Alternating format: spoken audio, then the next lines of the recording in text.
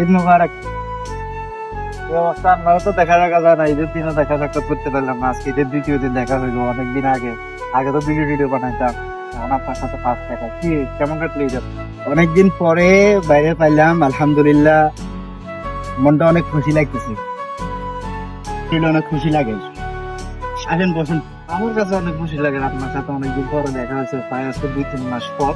আমার কাছে অনেক ভালো লাগে। আগে তো ভিডিও বানাতাম, একবার ভিডিও বানাতে পারি না, কাজে অনেক ব্যস্ত থাকি। সম্ভবত আবার হবে ইনশাল্লাহ, চেষ্টা করবো ভিডিও বানানোর জন্য। এখন কাজ কাম ঠিক ভাবে চলতেছে নাকি? আলহামদুলিল্লাহ কাজ কাম চলতেছে। আমাদের প্রবাসী হইবো আর কি, কোন রকম দিন যান রাইতে হন। আর বসো।